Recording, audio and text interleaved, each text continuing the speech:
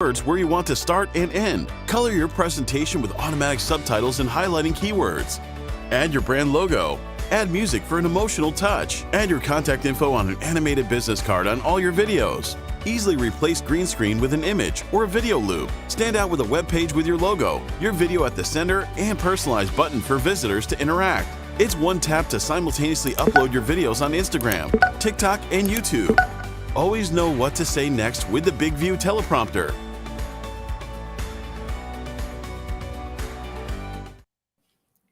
Hello, hello. Welcome, everybody, and thank you for attending. I'm Robyn Levin, your host for today's Big View workshop. So we want to hear from you. This is going to be an interactive session. We'll go for about an hour. So do tell us, where are you tuning in from today? I happen to be in sunny Florida. It's a little cooler finally, and I'm happy for the cool weather. So let us know from you. And also, are you a Big View user? And if not, we have a couple of specials for you at the end, and you'll see why you should be. So again, today's session is going to be how to make money in your sleep. So who wouldn't want more money, right? We have a fabulous speaker that's going to be joining us very shortly. If we haven't met, my company is Robyn Levin Media. For 20 years, we've been helping clients dramatically improve brand awareness and visibility, specializing with entrepreneurs and experts like you watching. So if you're interested in learning how to get more exposure for your brand, you'll want to check out the workshop that also has a special attached to it, and there'll be a link for that as well. So now I'd like to introduce our guest expert, Lucy Griffiths. She is all about making money in your sleep. In fact, she wrote the book, literally. So she's going to give us her insights. And I've also learned a lot of fascinating things about her that we're going to be sharing with you. So welcome, Lucy. Hey, thanks so much for having me. Hi, welcome everyone. It is great to have you. So we were just talking about, where are you from? So where are you right now today? So I'm in the UK. I'm in a part of the world. It's very pretty. It's kind of the sort of thing that you would see on some of those classic movies like The Holiday. So a very cute Cotswold village. It's a lovely place to live, but it's freezing cold and raining at the moment. So yeah, so maybe I'd be swapping it for Florida. Okay, well, we're going to send some sunny, warm wishes your way. Yay. And so how did you decide on this particular topic? Why don't we just start with that? Well, it's a great, I wrote the book, Make Money While You Sleep. And I'm really passionate about helping people to turn what they know into a digital product, whether that's a course or a membership, and to make money while they sleep. And the thing is that everybody can extract their experience, their knowledge, their expertise, and turn it into a digital product, whether that is a course, whether that's templates or something that you sell on Etsy. You can make additional income streams, especially right now with what's going on in the world. It's a great way for you to create additional revenue for your business, or maybe it's a side hustle. And it is really possible for you to do these things. And while it is obviously work to set up, it's not passive income, doesn't mean that it's completely passive, but it does mean that once you've set it up, it pretty much runs itself. It needs a little bit of management and maintenance, but it means that you can carry on with your day job, or maybe you need to spend more time with your kids or elderly parents, and you get to live more. You can choose where you live in the world and be much more flexible in the way that you work, so that you can live your life and actually live more, work less. Who wouldn't want that, right? Tell us in the chat. Yes, does that sound good? And just a couple of greetings from Johannesburg, South Africa. Hello, Northern Florida, Panama City, Panama. So again, if you're just tuning in, we are looking to see where you're from today. We want to hear from you in the chat. And yes, if you have some questions, we're going to get to those too. So we're going to go back and forth between Lucy and myself. We are both storytellers, And Lucy was a journalist, a global journalist for many, many years. So that's her background. I'm the one that pitches the stories to somebody like a Lucy, and then she decides, or her team, if they're going to cover them or not. So we both share the storytelling aspect.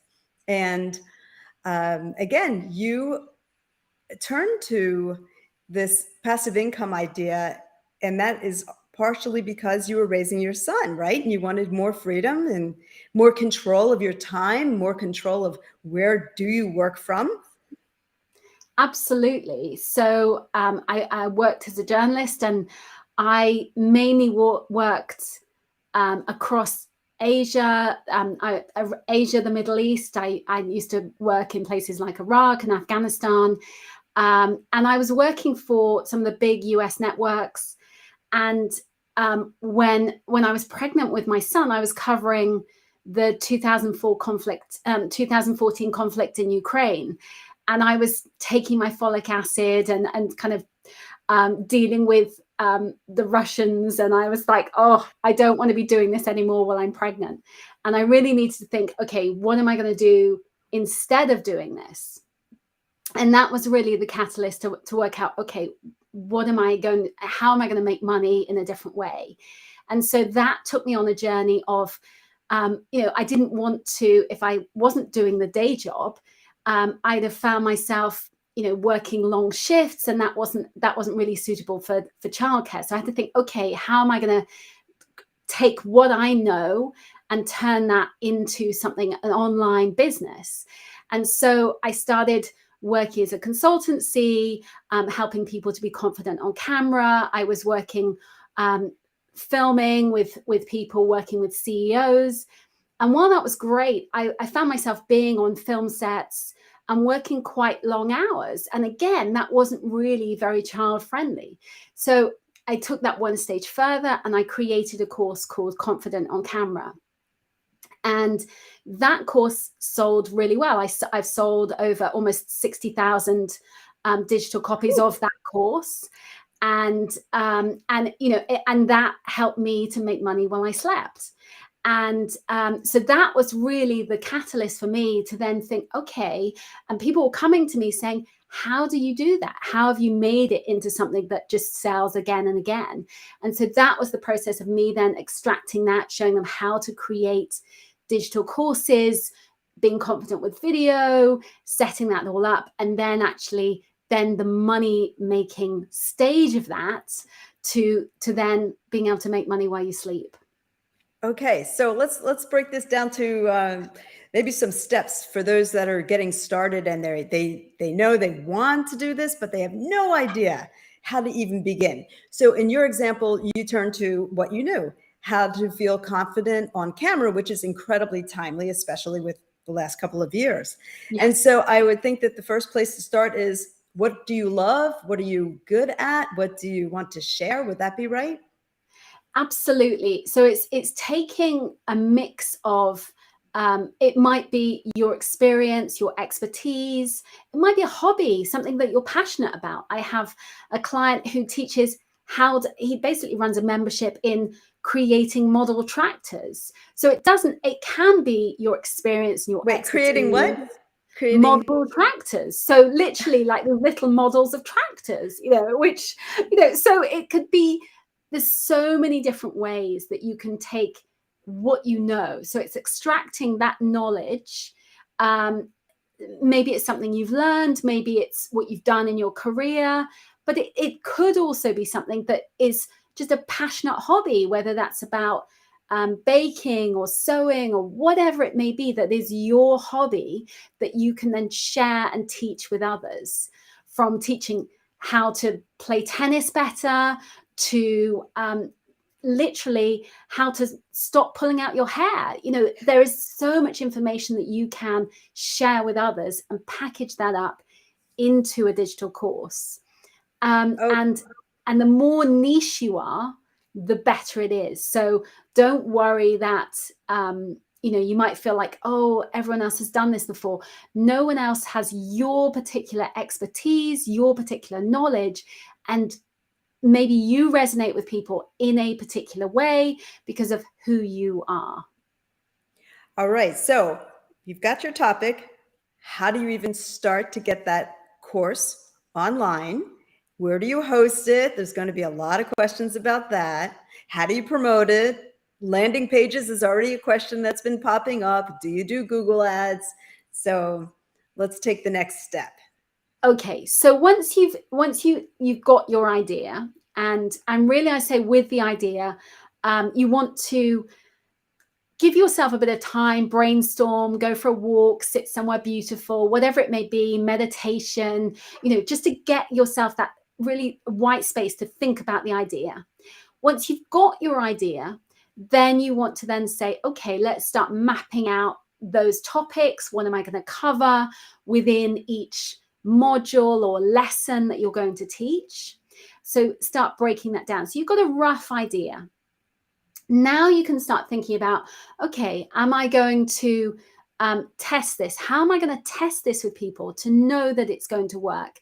So it might be you talk to some either clients that you've had that you've worked with one-to-one, or maybe it's, you put a message out on social media, ask people if you can do some interviews with them to talk with them, because you want to, it might be you ran a workshop, so you can live test and get feedback on your ideas. And so by doing that, you can really understand, is this working? Is there interest in this topic? But also, what are the questions they're asking me? Where are they getting stuck in a way that I hadn't expected them to get stuck?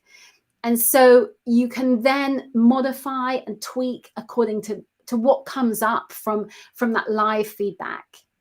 Once you've got that and you're in a good place, having that live feedback means that you might then also have a steady stream of people who are interested in that topic, who can join your waitlist to buy it, which is really important. You can say, offer them a special early bird rate for feedback, and so that they get in early and you make some money back. Also, by running some kind of live workshop, you also can get money for the workshop, so that you're being paid early for the course and getting their feedback, getting their testimonials that will help you with the marketing, all of those things. So get that as early as possible so you can use that.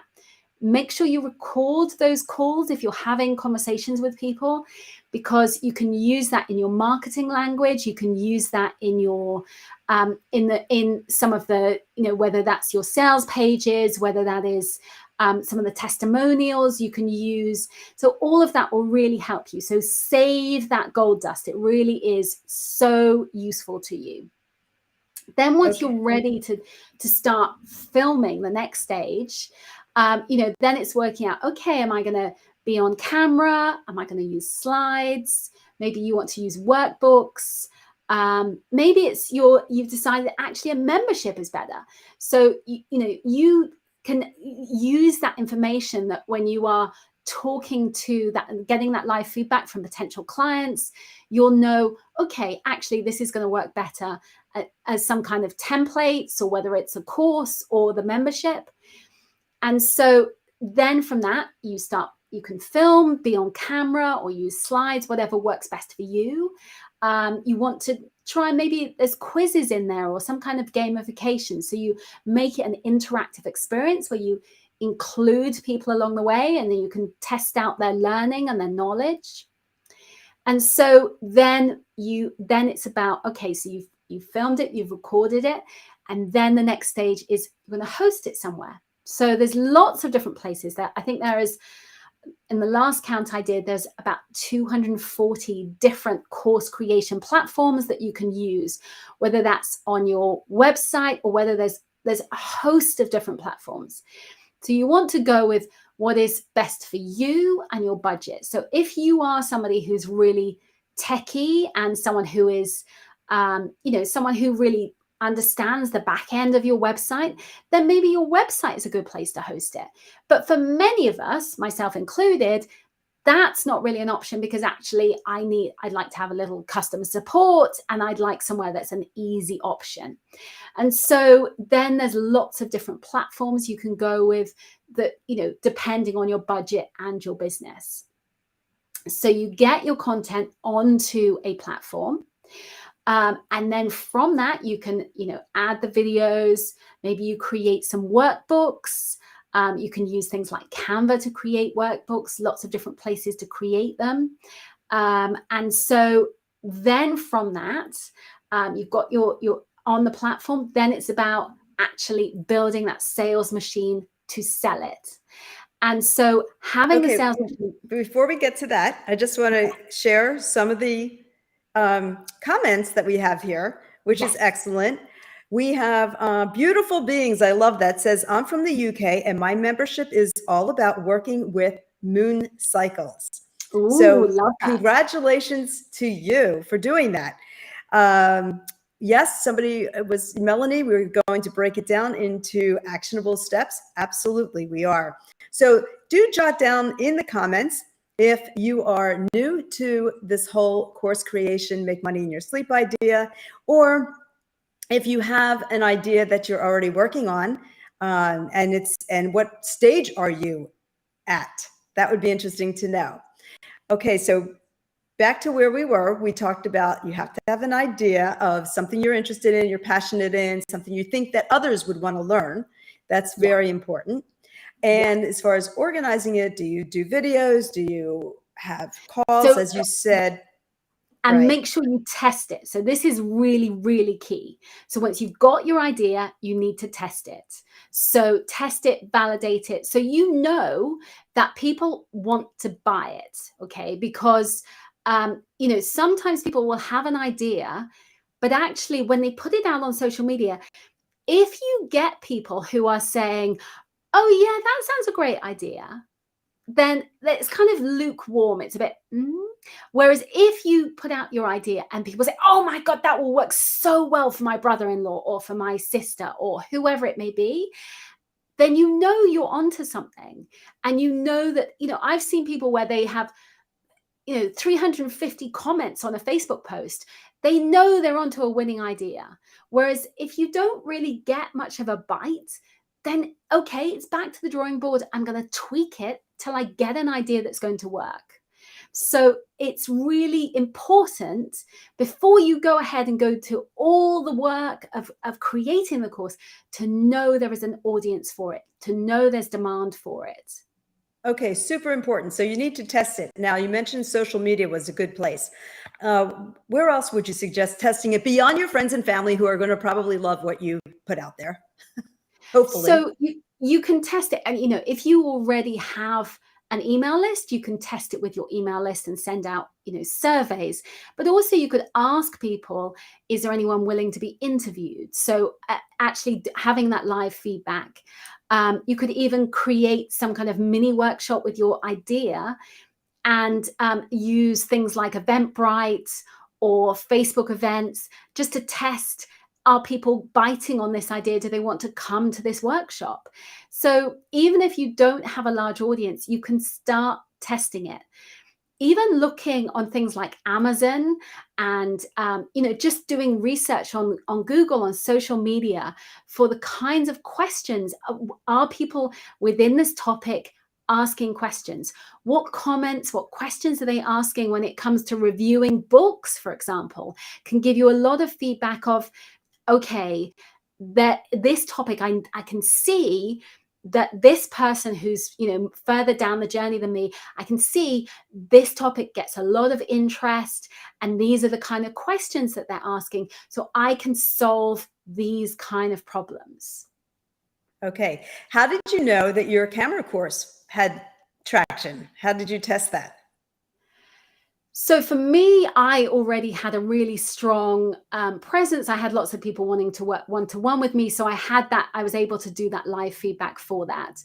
And I put out lots of questions in Facebook groups. So Facebook, when I created this, was kind of in the main platform for me. And so I was asking lots of questions, getting feedback all the way through of creating the course. And so once it was ready to go, I had a wait list of people who were really interested. I'd already done the feedback with them and they were ready to go. And, so when I launched, there were people biting my hand off to buy it. So I knew that I was onto something. That's a good problem. And I knew that there were so many people that were messaging me in the DMs to say, oh, I'm really struggling. I'm so nervous about being on camera. I don't know how to do this. So I knew that I had something that was a real pain point that a lot of entrepreneurs had when it came to actually starting, getting going with being in the online world and being on camera. Okay. Now you touched on you need a host. And I know for mine, I use a company called Podia, which I love. There's also Kajabi. A lot of people use that, but there's a little learning curve, like a pretty steep one. Do name some of the ones that you like for hosting your course. So yeah, Kajabi I love Kajabi. You could use something like ClickFunnels, Podia, Kartra. There are so many different course creation platforms, Teachable, Thinkific. So there's many different ones that you could use. You've got to work out for your budget. Because things like Kajabi is an excellent platform, but it is a little more expensive, but you get a really great help desk. So if you're not particularly tech savvy, you may decide that you want to have something where you're going to have a help desk. But at the same time, you might say it's a bit steep from the perspective of cost. And so you want to look at other options too. So really look at what is going to be the best option for you. Also, things like both Kartra and Kajabi, you can actually host other additional resources within it. So it has a really great email system or having, website functionality. Whereas if you've already got a website somewhere else, then you may decide that that you want to host it within your website, which other people do. It really depends what works best for you. Okay. Very good. ClickFunnels, Teachable, Thinkific. This is some others that are being shared here. So yes, and you did mention pretty much most of those. I want to come back to a point that you mentioned, and this is a really good tip for those of you that are new at this. You mentioned having a wait list, or if you're interested, it's coming soon, kind of tease it out, pre-announce it. Talk a little bit about that.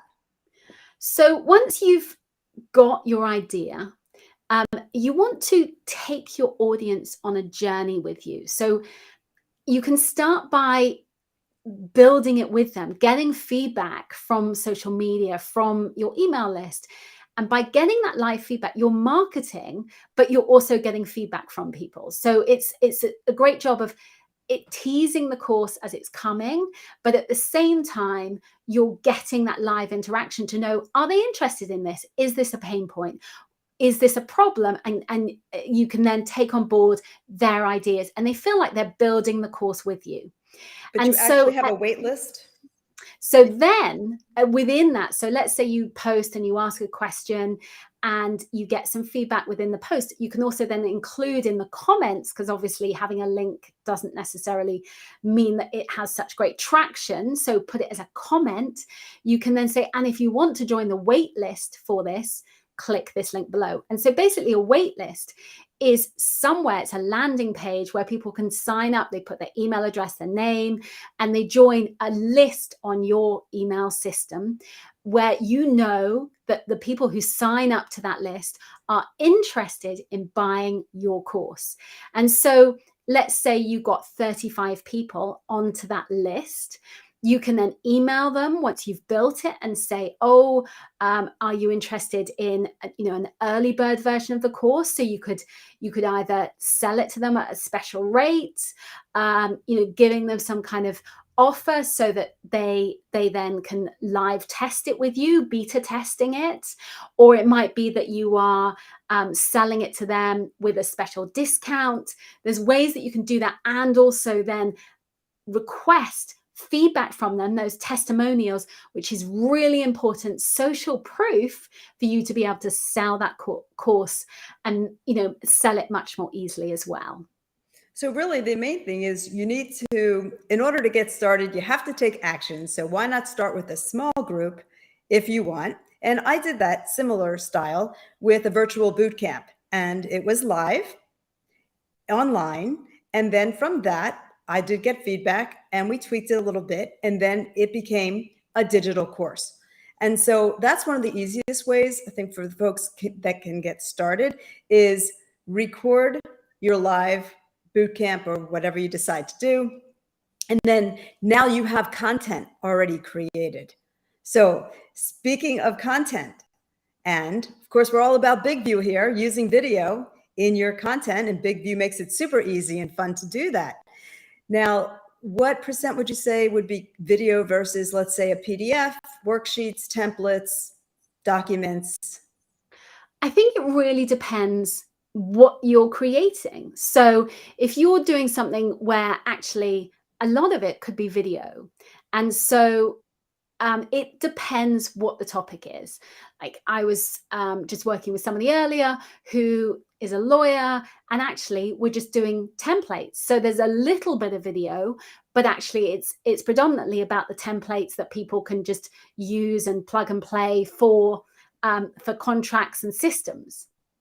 So it just depends what is the right thing for you and your business. But obviously, most of the time, video is where it's at. People love watching videos, and it's much easier to learn on video than using a workbook. You may want some kind of workbook or some kind of quiz to accompany what's on screen. But actually, most people prefer to watch a video than having to read swathes of information. And speaking of that, some of the questions are, how long should the videos be? In other words, and I know it's going to depend on your topic and your audience, but in general. So micro learning is really important. So that means bite-sized chunks of learning. So, maybe make the videos between 5 and 10 minutes long, not too long. Obviously, there will be some videos where you say, you know what, actually, this is such a big in-depth topic. It ends up being a 40-minute video. But ideally, most of the time, have it in bite-sized chunks, because people are busy. People, if they can have a little lesson of learning every day, it means they're more likely to do the course. And less is definitely more.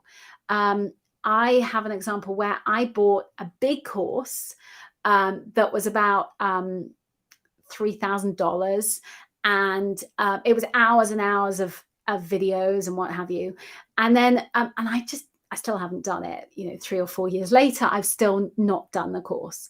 But then there was a similar topic that was, I knew it was, I think I bought it for $200, and it was 2 hours.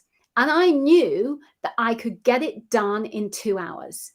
And for example, my Confident on Camera course is an hour long. And I tell people, this will take you an hour of your time and change your life.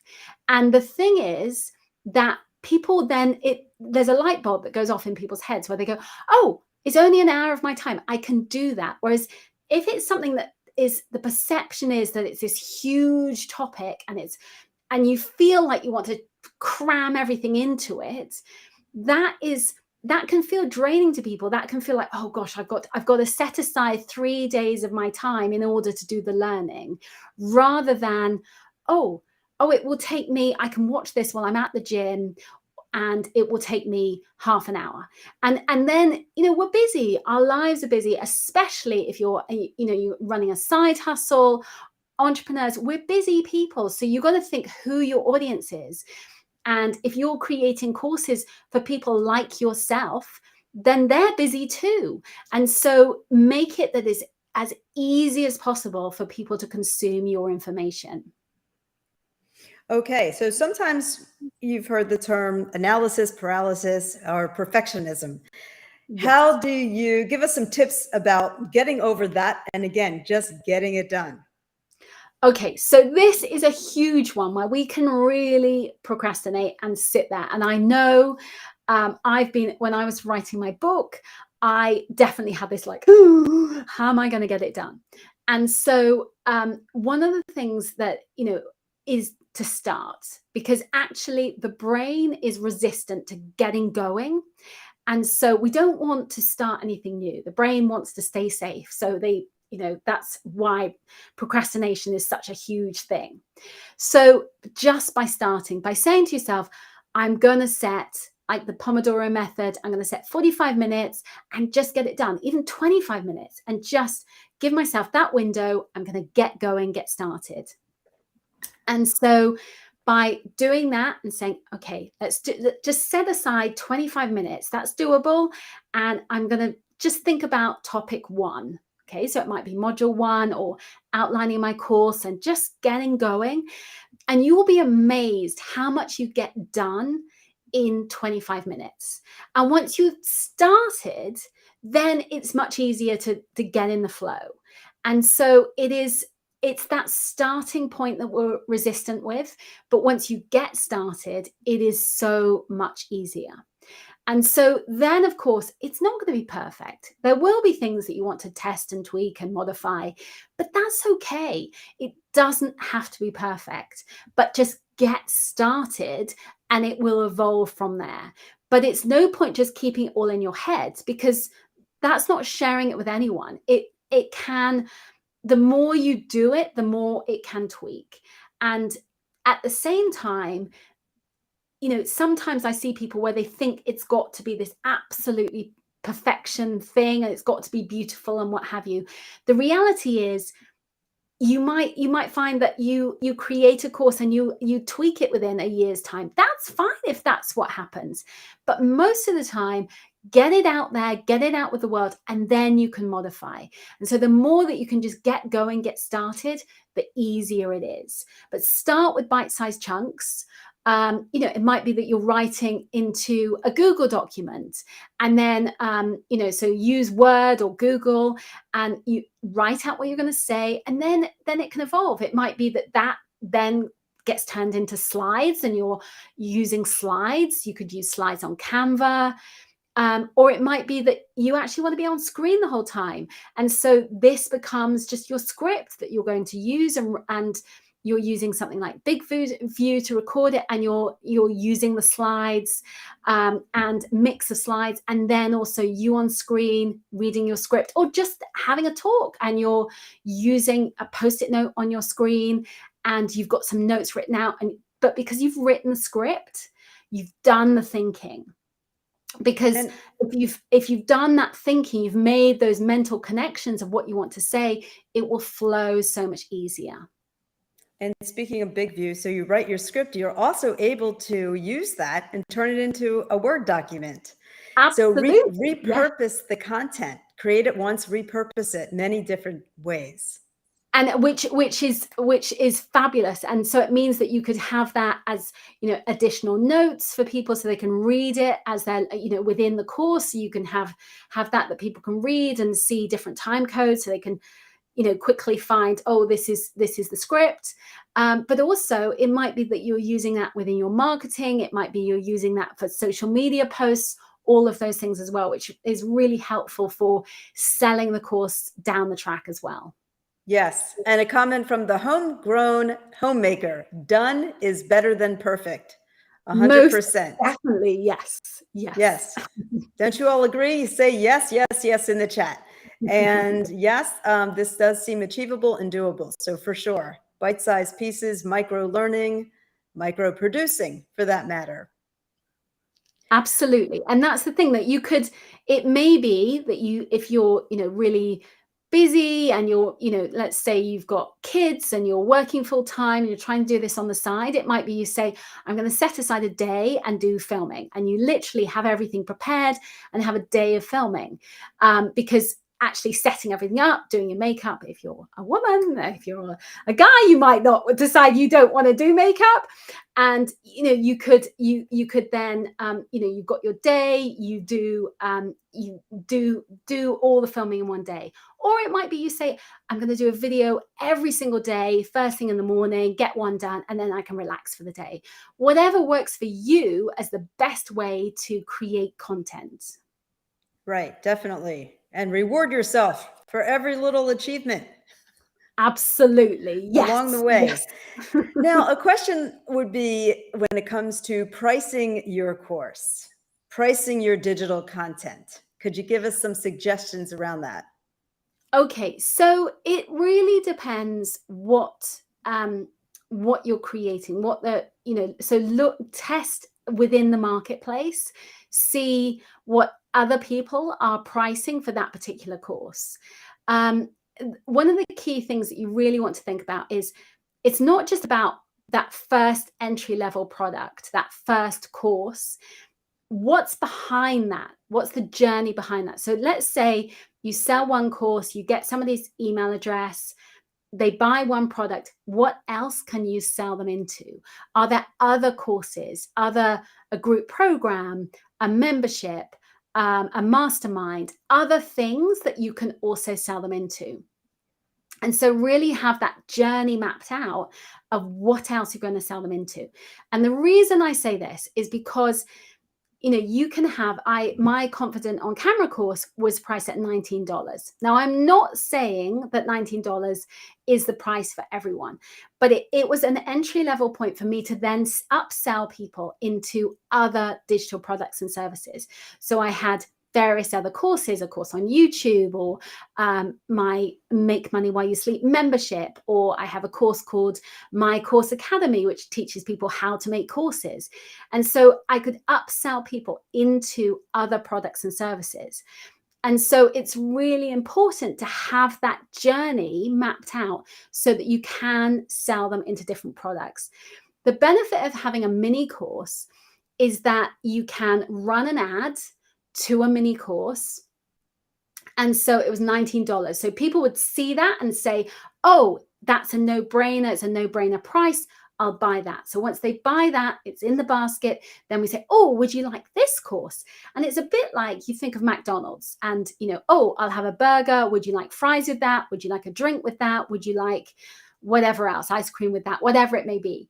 And so it's the same thing that you are upselling them into other products and services.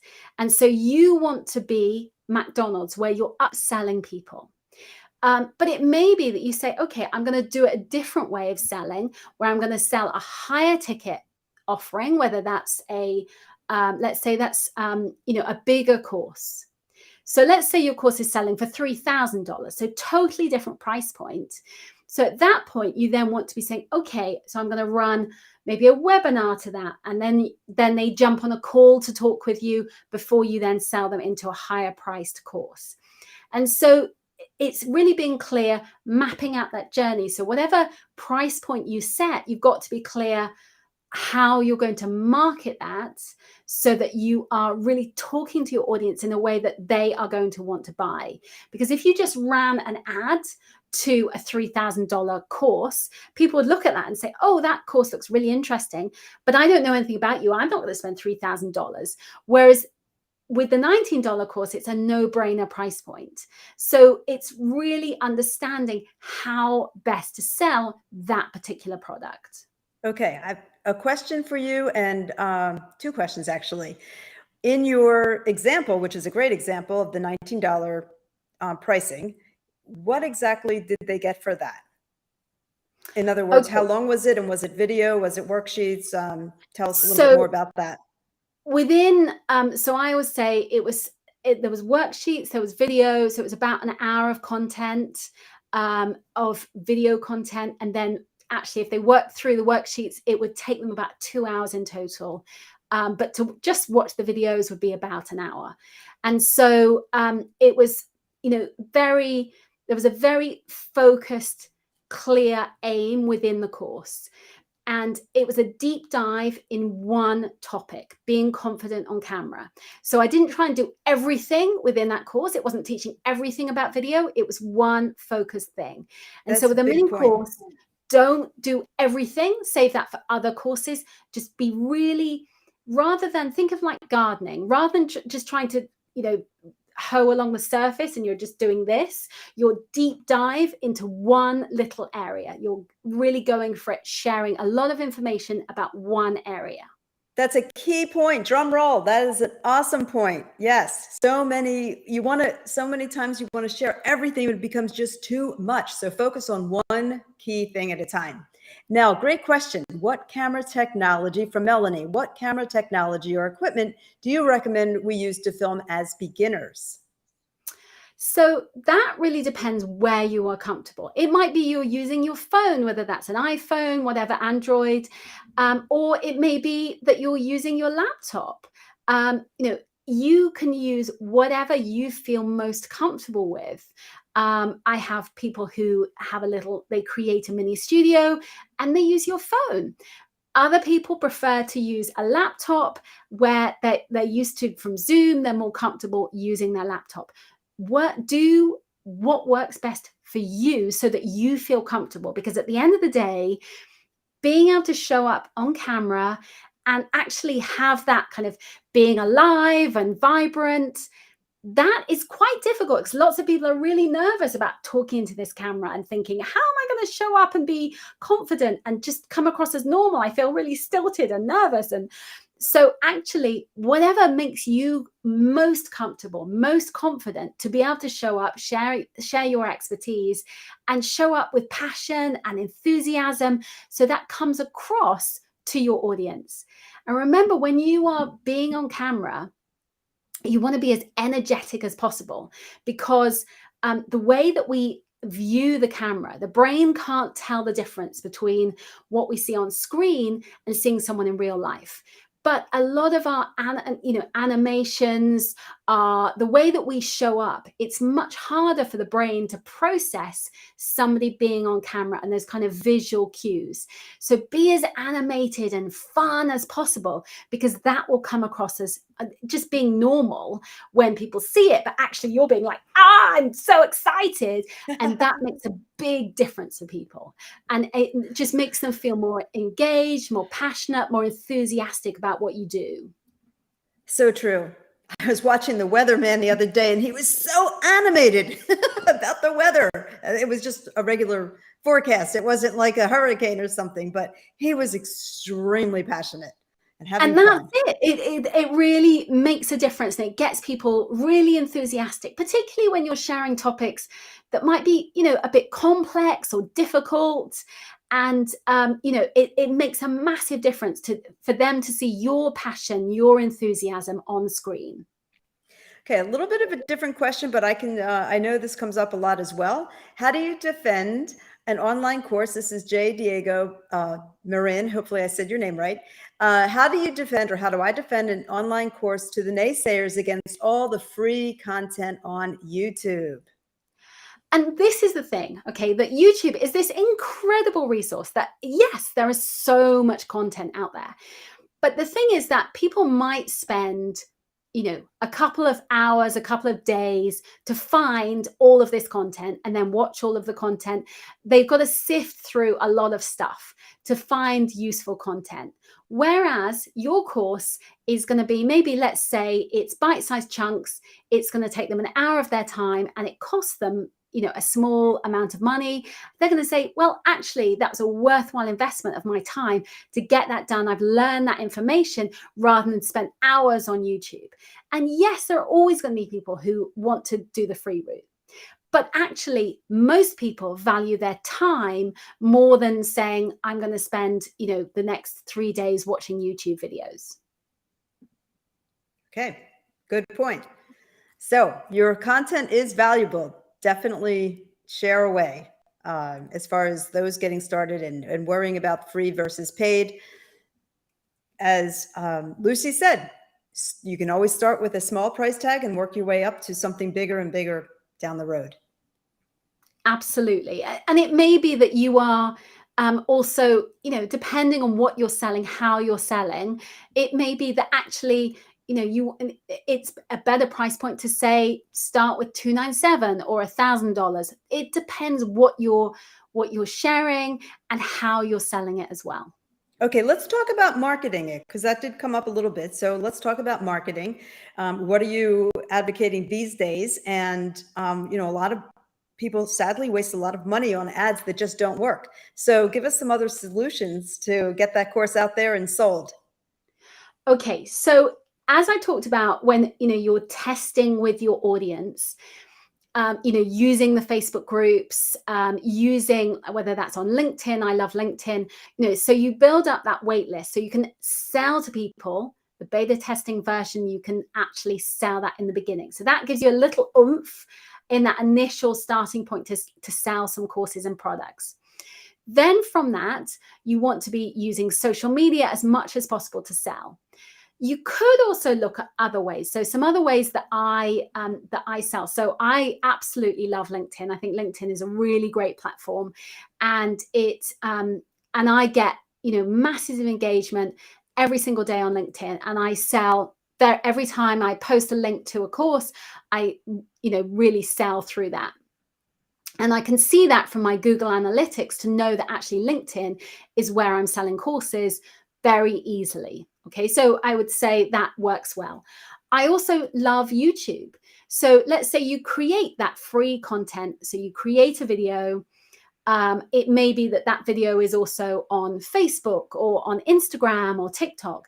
And so you've got whatever video you're creating. And then from that, you can say, if you want to know more about this, check out my freebie below. So you've got whatever topic you've created. So let's say, for example, I have, it's 9 smart strategies for passive income. So I have a free guide with different ideas of how to create passive income.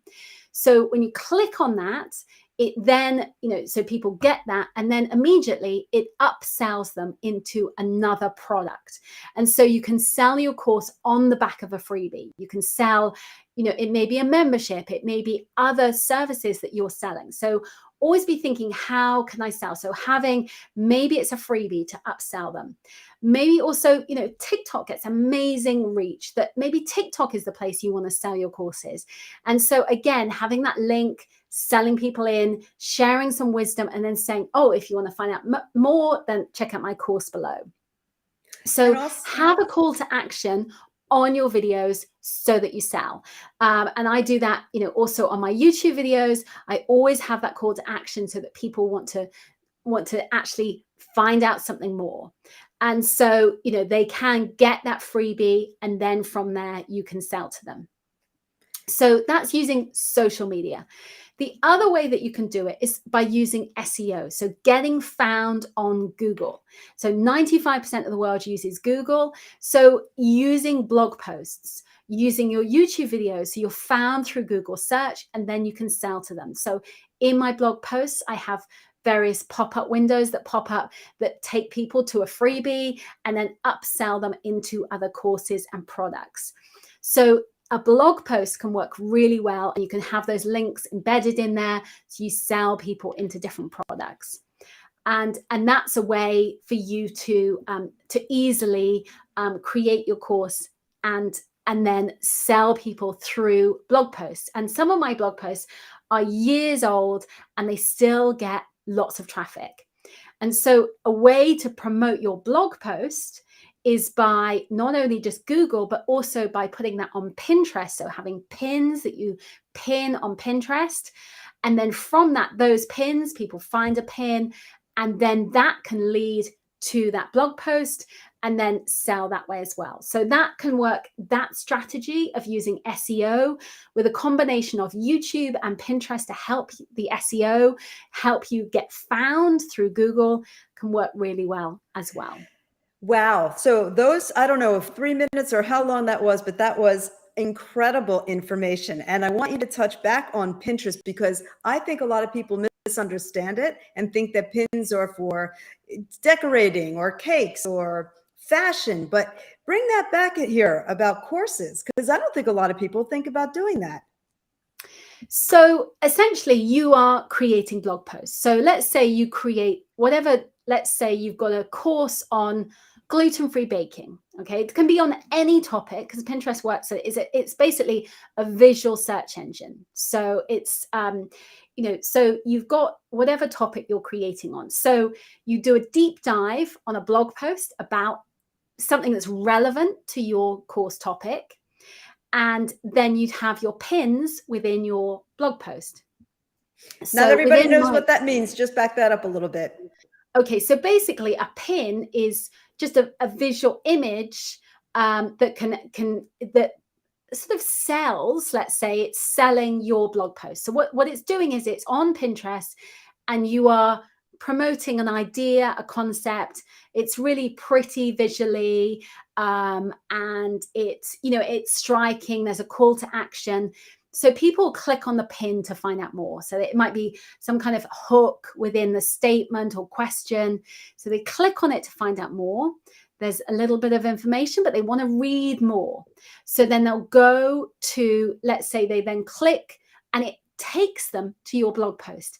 Now, unlike any other platform, Pinterest encourages people to leave the site and go to your blog post. So that doesn't happen on Facebook. Facebook, if you share a link if you posted, your latest blog post on Facebook or LinkedIn, they would kind of punish you. It would be something is not encouraged. The algorithm doesn't say, oh, yes, look at this blog post. It's the opposite. It hides it because it's leaving the site. Whereas Pinterest, it's all about your blog posts. So it shares that content. That's the point of it. And so people click on that pin, they go to the blog post, they read the blog post. So let's say you're reading the blog post like, oh, this is a great chocolate brownie recipe. I love this. Oh, yes, great. And then at the bottom of it, there might be a pop-up that comes up, or click here to find out more. And then before you know it, let's say it's something that's relevant to that topic. Let's say it's something about, something complicated. Let's say it's, just about how to, something legal within your business. Let's just imagine it's something really complex. It's a legal framework or something. And you're thinking, oh, and then up pops, here's a pop-up box and saying, oh, you could get these this template for you to work through this process much more simply for $27. Well, that's a no-brainer for you at that point to go, oh, yeah, that sounds good. You click to find out more. Before you know it, you've handed over $27, and then you're being upsold into other products and services. That's how Pinterest can work and complement everything else that you're doing. And as you say in the UK, brilliant. Lucy, this is a brilliant strategy. And it doesn't cost. It's free. Yeah. And that's the thing that so when don't throw your money away on advertising that doesn't work. Listen up. Okay, so I will say I love ads. Okay, but in the beginning I couldn't afford to advertise, so I did that strategy, and that's how I grew my email list. That's how I used Pinterest, because actually I'm an introvert, and I found it exhausting being in Facebook groups. So I went through the strategy of like, right, okay, well, I'm going to use Pinterest now. I'm going to blog. And so then from that, I could then do, at the time I used Facebook ads. So Facebook ads, be a bit more cautious of now, just because algorithms and iOS changes. But Facebook ads at the time for me were incredible. So I had my $19 course that I sold through Facebook ads. And I literally was selling. So I'd be investing money into Facebook ads. So let's say I was spending $500 a day on Facebook ads. And you might be thinking, oh my God, $500 a day. But actually I was making $1,500, $2,000 a day. So then if you add that up every single day over the year, that becomes huge sums of money. And so we were able to invest more in advertising. So then it became, bigger and bigger, that you could easily create. So my one $19 course has turned over $1 million, because it was, it's a numbers game. And so I would say, look at what you're selling, where the audience is. So my audience, Facebook ads worked really, really, really well.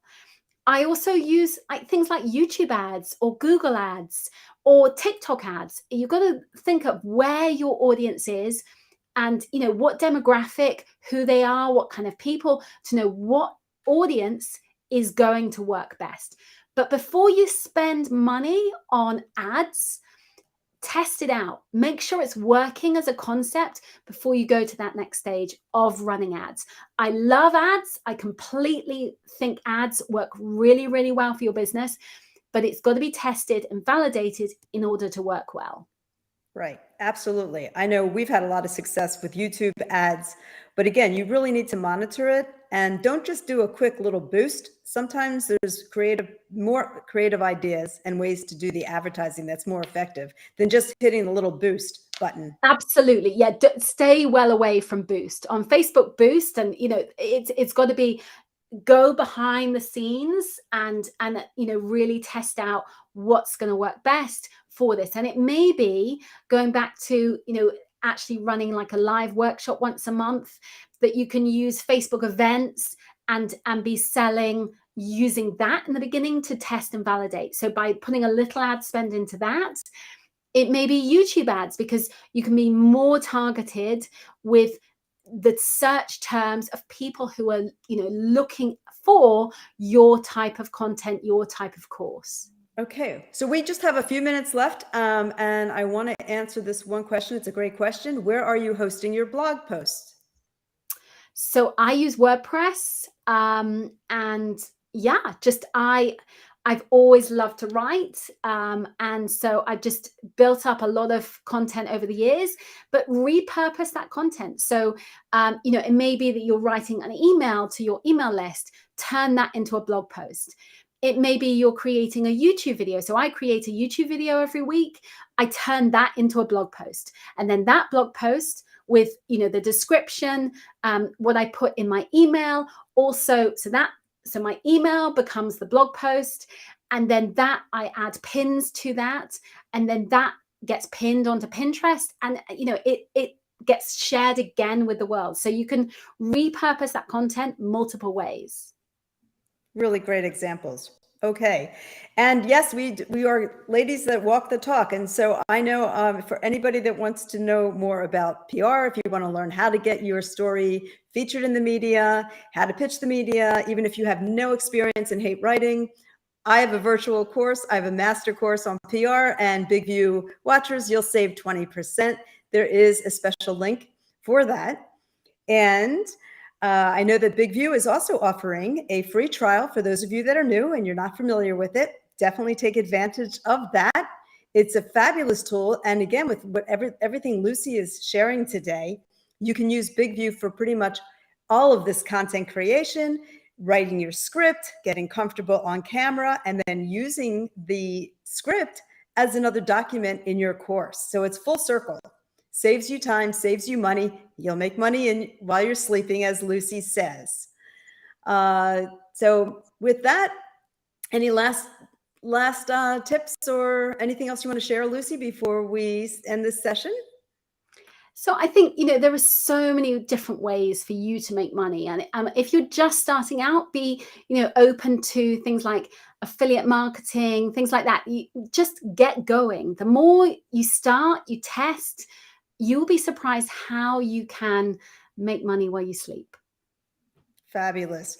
Well, thank you so much for being here and sharing your wisdom, your experience, and wonderful examples. This was fabulous. And thank you all for watching and tuning in. We'll see you on the next workshop. Bye for now. Bye. Hi, I'm Robyn Levin, founder of Robyn Levin Media, a strategic marketing and PR consulting firm based in Florida. For over 20 years, we've been helping our clients dramatically grow their brand, getting them featured in their dream publications, like this client, Penske Trust Company. If you want to level up your leads, maybe take a look at live selling and use video like Big View, give us a call. Happy to help you out. Thanks for watching.